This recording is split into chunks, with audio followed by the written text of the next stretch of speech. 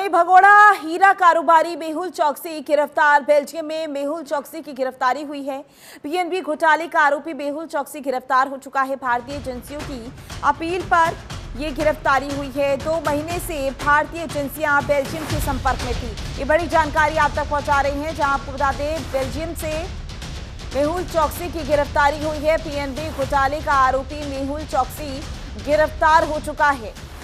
तो बेल्जियम में पकड़ा गया भगोड़ा मेहुल। भारतीय एजेंसियों की अपील पर यह गिरफ्तारी हुई है। तो ये बड़ी जानकारी लगातार आप तक पहुंचा रहे हैं।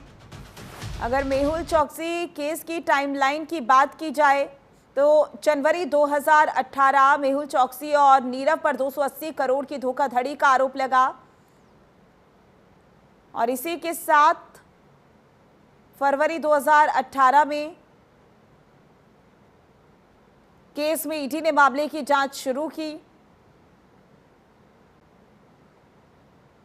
केस में ईडी ने मामले की जांच शुरू कर दी और उसके बाद रीजनल पासपोर्ट ऑफिस ने चौकसी का पासपोर्ट रद्द कर दिया। जांच में पाया गया कि घोटाला 13,850 करोड़ रुपए का हुआ है। मेहुल चौकसी और नीरव पर 280 करोड़ के घोटाले का आरोप है। शिकंजा कसते ही चौकसी देश छोड़कर भाग गया था। नीरव भी मेहुल के साथ देश छोड़कर भाग गया था। सीबीआई ने मामला दर्ज कर दोनों के खिलाफ कार्रवाई शुरू कर दी। पंजाब नेशनल बैंक ने चौकसी के खिलाफ जांच शुरू की। और इसी पर ज्यादा जानकारी के लिए हमारे संवाददाता नमित त्यागी हमारे साथ जुड़ चुके हैं। नमित, मेहुल चौकसी की गिरफ्तारी हो चुकी है, बेल्जियम से गिरफ्तारी हुई है। इस मामले को लेकर क्या कुछ अपडेट सामने आ रहा है?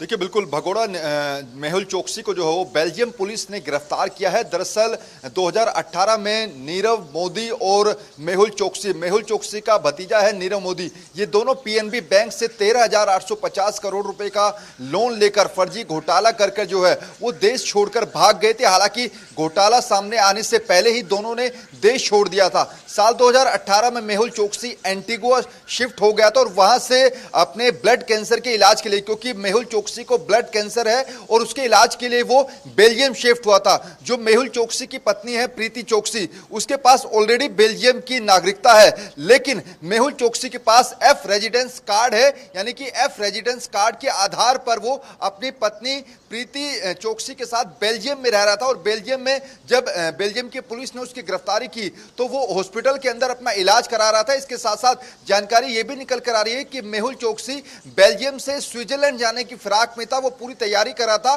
कि बेल्जियम से वो स्विट्जरलैंड निकले, लेकिन इस दौरान ही बेल्जियम पुलिस ने जो है साल 2018-2021 में जो मुंबई के अंदर मुंबई कोर्ट ने 2 गैर जमानती जो वारंट थे वो मेहुल चौकसी के खिलाफ जारी किए थे। उन 2 गैर जमानती वारंट के आधार पर ही बेल्जियम पुलिस ने मेहुल चौकसी की गिरफ्तारी की है।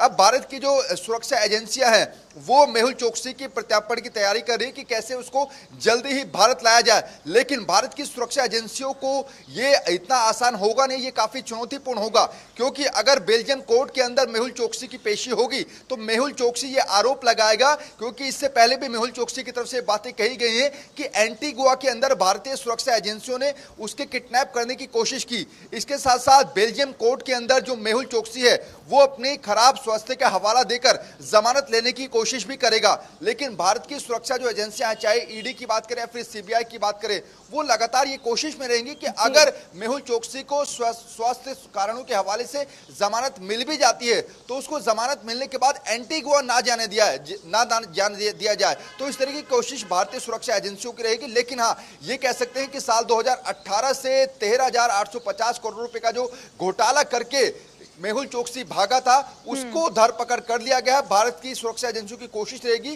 कि जल्दी से जल्दी उसको भारत लाया जाए।